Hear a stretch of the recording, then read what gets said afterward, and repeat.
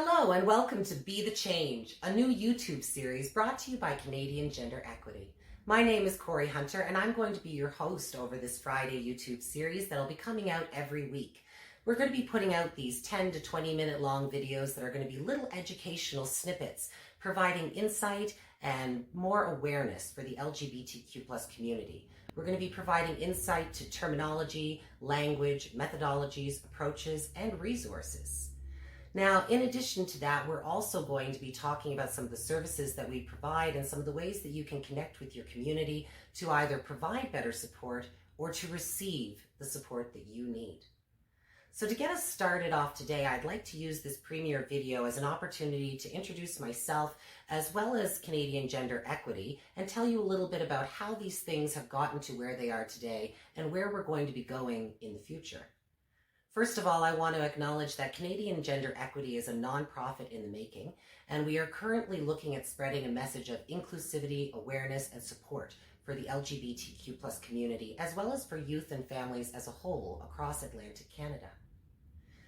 With this in mind, we're creating a website, canadiangenderequity.org, and we're going to talk about that later on in our video so you can see a little bit about where we're going. Now, Canadian Gender Equity is not a concept that just came out of nowhere. In fact, it's actually the formal culmination of about 15 or more years of advocacy work on the part of myself, as well as different allies and team members that I've had join me along the way here and there. So I'd like to tell you a little bit about that journey and how we've gotten to this place, because I think it kind of helps to depict the need, as well as the purpose, and provide us some inspiration for the continued growth that we need to see within this community. Now, I myself grew up in a small town called Amherst. You may or may not have heard of it. It's near the Nova Scotia-New Brunswick border. And as much as it's a lovely, small, historic town with rich culture and art and wonderful people, growing up I found it was not necessarily a very diverse place. And it didn't provide a lot of visibility when it came to the LGBTQ plus community, or even a lot of other cultures for that matter. Now, growing up as a small boy, I was a little bit odd, if you will. I was a little bit different. I didn't quite fit the social norms for what it was to be a boy. I liked to dress and act and engage with different things. And right away, some people recognized that that was kind of strange. But one of those some people that recognized that it was kind of strange was me. I felt like a little bit of an outcast. I felt like a little bit of an outlier. You see, we kind of groom people in our world to be heterosexual. We expect them to be heterosexual. We ask the little boy, "Oh, is that your girlfriend?" At a time when they're not dating, they're just small children. We have a heteronormative expectation because that's the majority that we see. We also have a very rigid binary gender system, the male and the female. And so with these two things together, we have a lot of social expectations for what it is to be a boy or what it is to be a girl, how we're supposed to act, walk, talk, dress, and whom we're supposed to be attracted to. And as a small child, I felt like I was not hitting the markers in a number of these social norms. Now, approaching high school, I started to get in tune with a little bit of education. Part of the curriculum in personal development and relationships, our health course at the time, actually included a little bit of information about the LGBTQ plus community. So finally, I found myself learning about what it was to be gay, lesbian, bisexual, transgender, all of these new terms and identities and expressions that I hadn't really ever heard of before. Unfortunately, the explanations, the terminologies, and the background information was relatively superficial. So I gained some insight, I found some knowledge, but it was still rather limited. As much as I felt myself attracted to the identity of transgender, I couldn't understand for the life of me how that was actually a life path, how that was actually an option, how anybody would take me seriously, or it could be any more than a dream. And so in high school, I came out as a gay male because unfortunately I was ignorant to the other options that I may have been able to explore. Without that visibility and without that education, I didn't have that. But nonetheless, I started my journey, and I found myself very surprised with the amount of support I actually received from family and friends, people who knew me well, supported me because they felt it was more important, my personality, my ethics, my beliefs, more so than whom I'm attracted to, what gender or what sex they are. And so I found myself very happy, feeling supported at first. But then I got to see the other side of the coin. I had heard about a term, homophobia, which basically described active discrimination against somebody because of their sexual orientation, for being gay. And I hadn't experienced that at first when I came out. But I did start to experience it while I was in high school, not long after. People who didn't know me would prejudge me. And that prejudice would take the form of active discrimination. People who didn't know who I was as a person, what I was all about, would see the fact that I didn't quite line up with society's expectations for how a boy should dress or how a boy should act or whom they should be attracted to. And right away, they would target me with homophobic slurs, sometimes with physical action. It was a very, very scary time for me. As a reserved and very shy teenager, I didn't really know how to respond to it. Until finally, I just kind of had enough. I went down to the administration of my school after hearing a number of very offensive slurs towards me and my family relating to my orientation. And I went down there looking for help. And I found one of the most incredible resources I think I ever could have encountered. Her name was Nurse Michelle Richard, and she's the nurse educator at Amherst Regional High School while I was attending.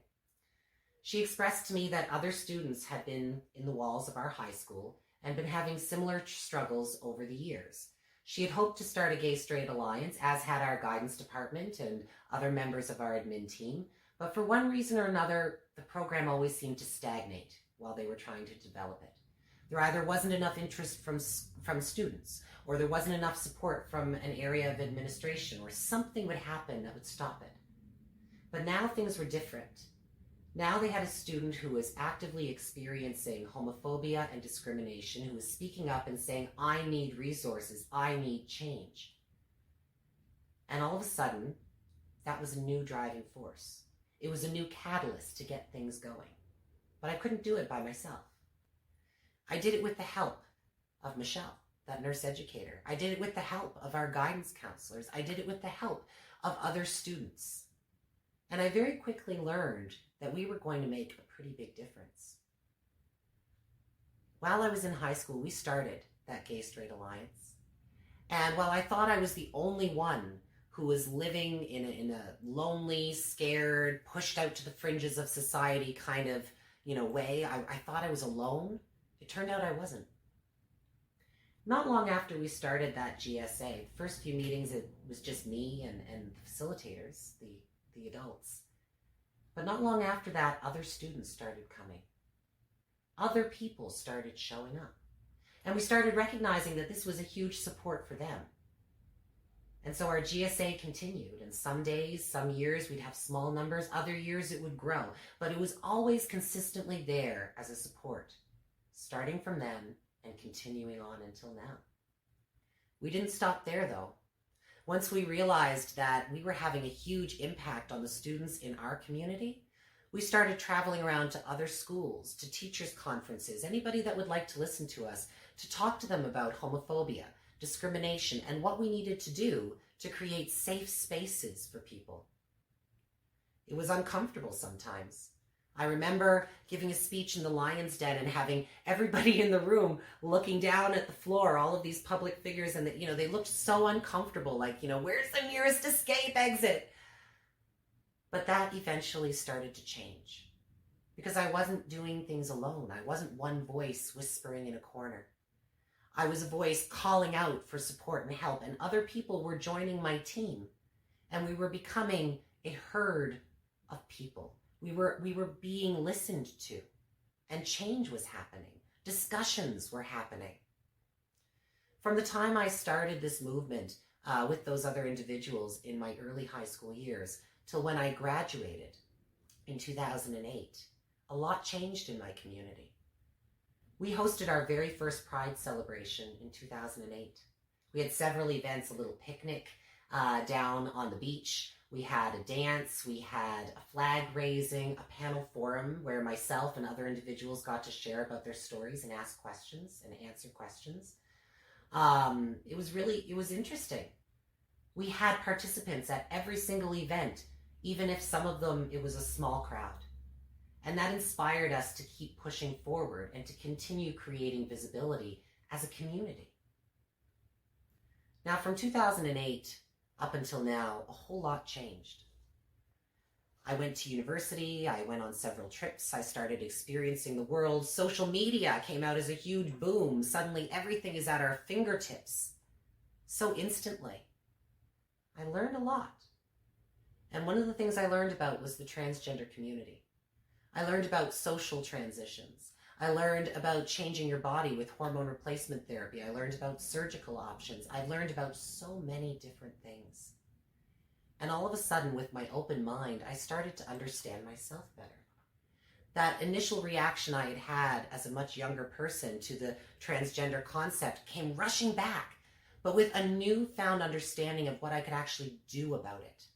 Because I was no longer ignorant, I was educated. And so I started my transition. I continued to go around to schools and organizations and businesses and talk to them about gender equity, the transgender community, the different pathways, how to be supportive. I continued talking about my original message too, with homophobia and the importance of being respectful to one another. And again, I wasn't the only one doing it. Other activists and other advocates around the Maritimes and across Canada were stepping forward to create visibility and awareness. And suddenly, our formal structure started to change. When I began my transition, I experienced a fair amount of discrimination, and a bulk of it was actually happening in a place that I was working at the time. Now, I didn't have any formal legislature to protect me. There was no technical recourse that I could take. So what was I to do? I was very lucky that I had a union and I had several people that I could fall back on. Most people might not have. But because of the active voices of myself and of others, that has actually changed. I want to fast forward you up to 2017 and tell you a couple of stories to illustrate how much has changed because of the team approach and because of the advocacy work of our community members. From back in those early years of the 2000s when there were no gay-straight alliances, we were not connected, we didn't see any resources. Up until 2017 when, how much changed? You see, 2017 was a big year for me. I was on a number of podcasts, I was traveling around doing several speeches. I was actually honored at the International Women's Day Luncheon in Cumberland County, which was a huge, huge thing for me. This was actually the same hall that I gave that first speech at, that everyone looked so uncomfortable. But the difference was between 2005 and 2017 is that now the hall was packed. Every seat was full. There was standing room only around the sides. We ran out of food. There were so many people there to enjoy it. And on top of that, I got to meet a wonderful young lady. She was in grade 2, a transgender girl. And she approached me with her mother so that they could talk to me and they could meet me. They wanted to share with me how I'd been an inspiration for her and how she was now able to live as herself with the support of her family, with her friends, and of the school administration. I imagined how incredible I would have felt if I was able to do that when I was her age. And it instilled another wave of hope and empowerment that we're making traction and we're going in the right place and this is making a difference for people.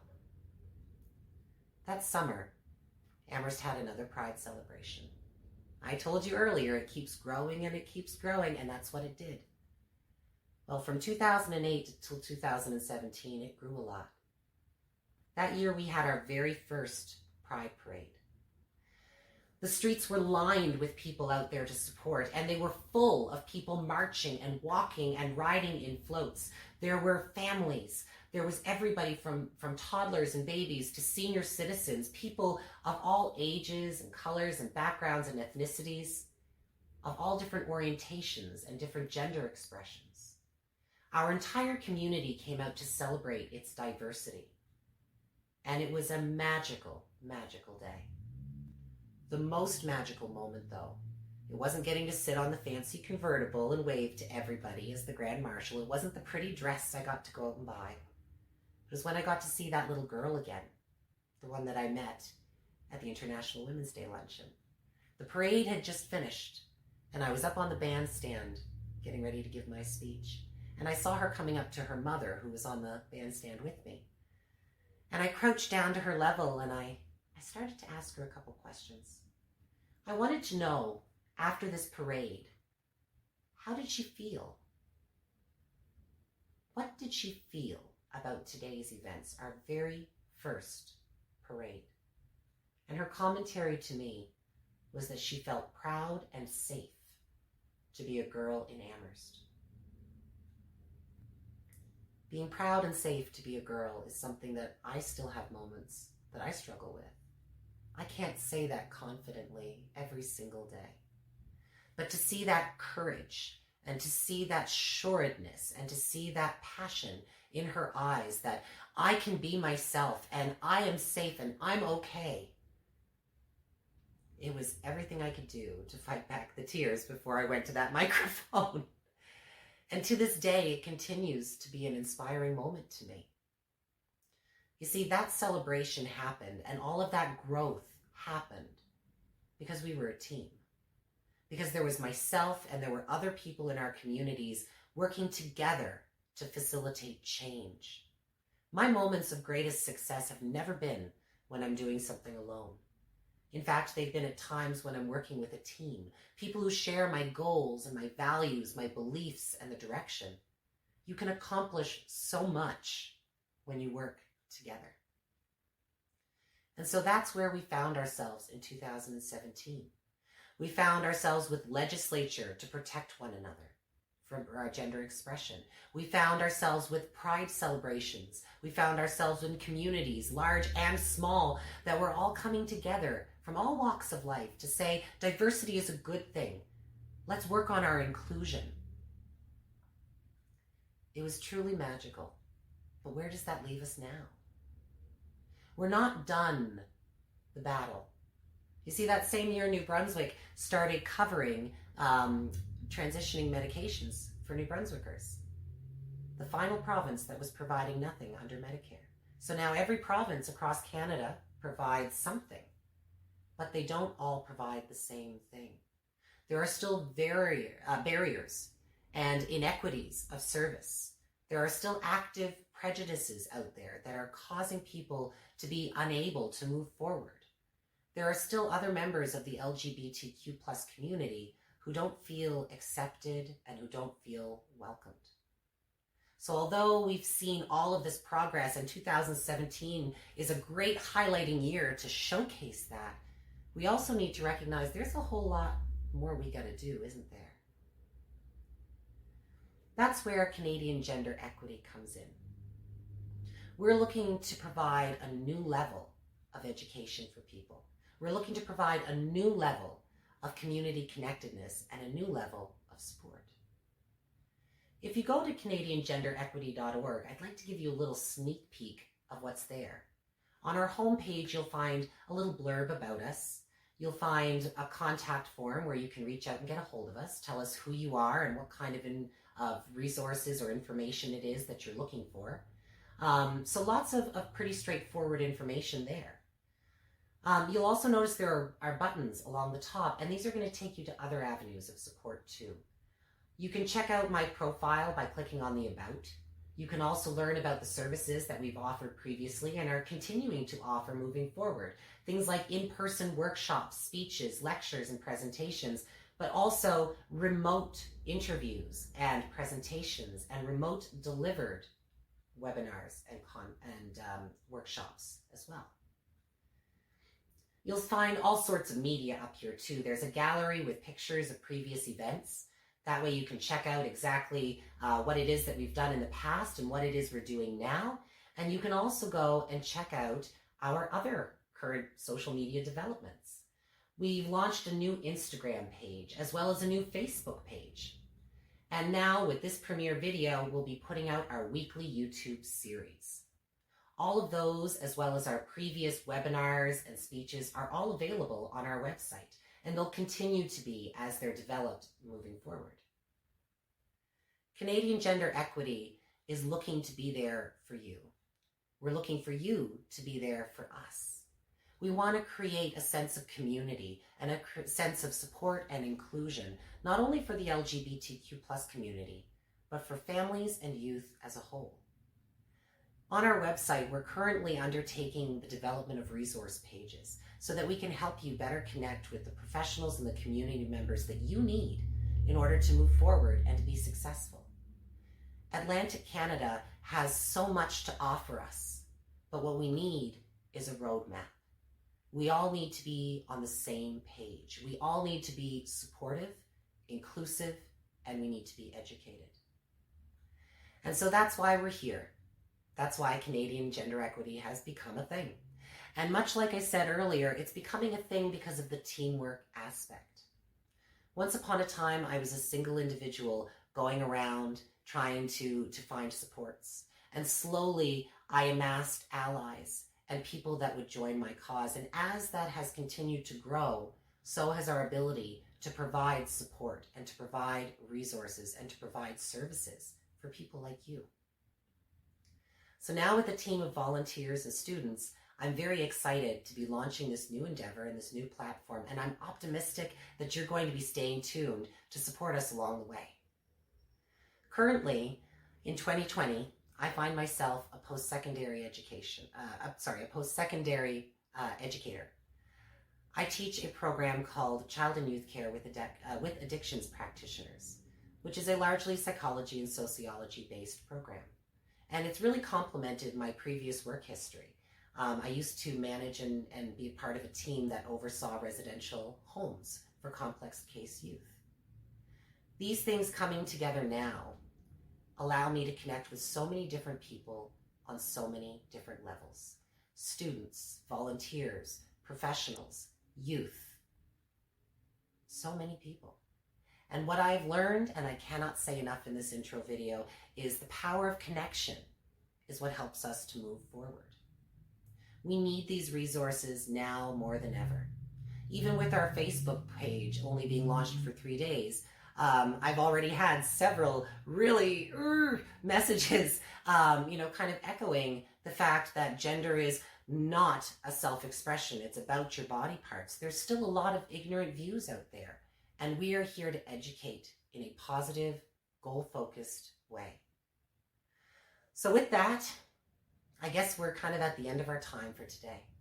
I'm really grateful that you took the time to join me for our premiere video, just to learn a little bit about me, as well as a little bit about Canadian Gender Equity, where it's come from, and where we're going. We're going to be putting out these weekly YouTube series. We're also going to be doing a number of live events. On October 30th, our website is launching full blast, and we're doing it in a live event that I'm going to be hosting. So I'll be there to take your questions, walk you through with a screen share, and show you all the different corners of support that we're trying to create for you. Past that, we're going to be doing other live events. We're going to be putting out podcasts, continuing with the weekly YouTube series, as well as our other social media pages. So make sure to check us out on Instagram, Facebook, and of course, our website for the full list of details and services. And in the meanwhile, I'm going to look forward to you joining me next week so that together we can continue to be the change that we want to see in our Atlantic Canadian communities. Thank you for joining.